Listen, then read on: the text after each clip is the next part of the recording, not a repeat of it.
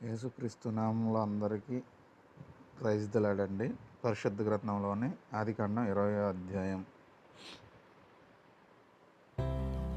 ఆదికాండము 20వ అధ్యాయము.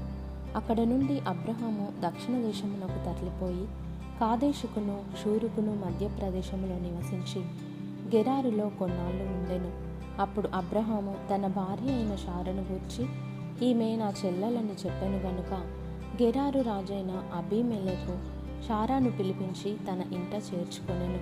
అయినను రాత్రివేళ దేవుడు స్వప్నమందు అబీమెలెకు నొద్దకు వచ్చి, నీవు నీ ఇంట చేర్చుకొనిన స్త్రీ ఒక పురుషునికి భార్య కనుక ఆమె నిమిత్తము నీవు చచ్చినవాడవు సుమా అని చెప్పెను.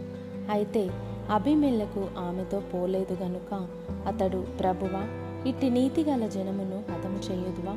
ఈమె నా చెల్లెలని అతడు నాతో చెప్పలేదా? మరియు ఆమె కూడా అతడు నా అన్న అనెను. నేను చేతులతో ఏ దోషము చేయక యథార్థ హృదయముతో ఈ పని చేసి తిననెను. అందుకు దేవుడు, అవును, యథార్థ హృదయముతో దీని చేసితివని నేనెరుగుదును. మరియు నీవు నాకు విరోధముగా పాపము చేయకుండా నేను నిన్ను అడ్డగించి తిని, అందుకే నేను నిన్ను ఆమెను ముట్టనీయలేదు. కాబట్టి ఆ మనుషుని భార్యను తిరిగి అతనికి అప్పగించుము. అతడు ప్రవక్త, అతడు నీ కొరకు ప్రార్థన చేయును. నీవు బ్రతుకుదువు. నీవు ఆమెను అతనికి అప్పగించని ఎడల నీవును నీ వారందరూ నిశ్చయముగా చచ్చెదరని తెలుసుకొనుమని స్వప్నమందు అతనితో చెప్పెను. తెల్లవారినప్పుడు అబీమెలెకు లేచి తన సేవకులందరినీ పిలిపించి ఈ సంగతులన్నీ వారికి వినిపించినప్పుడు ఆ మనుషులు మిగుల భయపడిరి.